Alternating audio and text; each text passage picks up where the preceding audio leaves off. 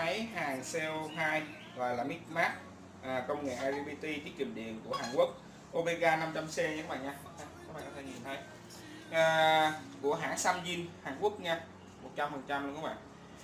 Rồi các bạn có thể nhìn thấy đây là đồng hồ ampe, đồng hồ volt. Thì cái này máy này được cái là rất là bền nha các bạn nha. Đồng hồ điện tử thì khi mà xung nhịp nó đánh ở trong này á, thì nó sẽ rất là dễ hư đồng hồ, nhưng mà đồng hồ cơ thì nó không hư được đâu các bạn ạ. Đây là nút nguồn và nút cảnh báo quá nhiệt, và đây là nút nguồn nha. Đây là điều chỉnh ampe, dòng ampe từ 60, 50 cho tới 500 nha các bạn nha. Đây là điều chỉnh về số volt đầu ra cộng trừ bao nhiêu đó để cho ra cho đúng, cho nó đẹp món hàng các bạn ha. Rồi đây là cái đồ này là sử dụng cho hàng que nha các bạn nha. Khi mà các bạn hàng que mà mồi nó bị dính đó, thì các bạn đẩy cái này lên cao lên, đó là mồi nó sẽ không dính. Tay nghề thấp thì mình càng cao ha. Đó. Rồi đây là nút cầu chì thôi. Chứ đây là để chúng ta sử dụng cái chế độ là điều chỉnh ampe và volt nha các bạn nha. Đó. Rồi còn đây là check ga thôi các bạn ha, khá đơn giản thôi. Quá trình các bạn bóp súng thì các bạn check thử coi có ga hay không, các bạn bấm on, và khi các bạn sử dụng xong thì các bạn về off thôi ha. Đó, off để chúng ta bắt đầu sử dụng. Còn đây là cái nút mà để điều chỉnh tốc độ và dây hàng nha các bạn nha. Trên con rùa nó có điều chỉnh rồi nên các bạn không cần phải lo lắng mấy nút này nữa. Đây là có hai chế độ, một là auto là CNC, hai là chế độ thường ha. Rồi phía dưới này các bạn có thể nhìn thấy đây là kìm mát ha, tắt đây. Rồi đây là dây tín hiệu, đây là dây cắt hàng, còn đây là dây khí ha.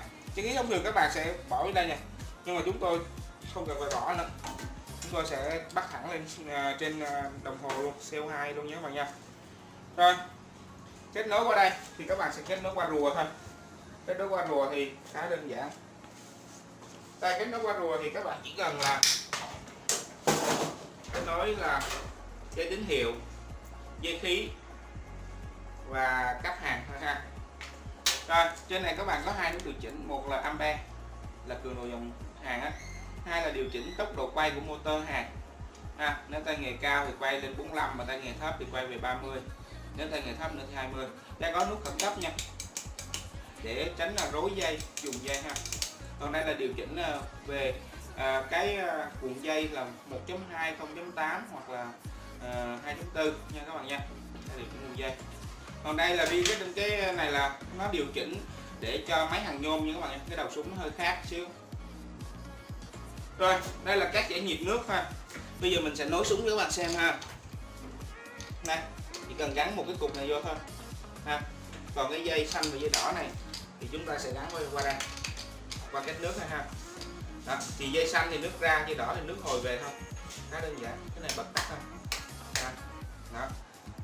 Rồi tôi vừa giới thiệu xong cho các bạn về máy hàng CO2 Mix Max của Omega Hàn Quốc, sản xuất tại Hàn Quốc luôn các bạn nha. Máy này có thể là hàng được hàng nhôm, hàng đồng, hàng tất cả các vật liệu luôn nha các bạn nha. Các công ty Hàn Quốc rất là chọn máy này rất là nhiều. Đó. Rồi tôi vừa giới thiệu xong các bạn máy hàng Mix Max 500C. Các bạn yêu thích kênh của tôi, các bạn có thể nhấn subscribe để hỗ trợ tôi làm một số hàng chính hãng mới. Xin chân thành cảm ơn các bạn. Chạy được bỏ.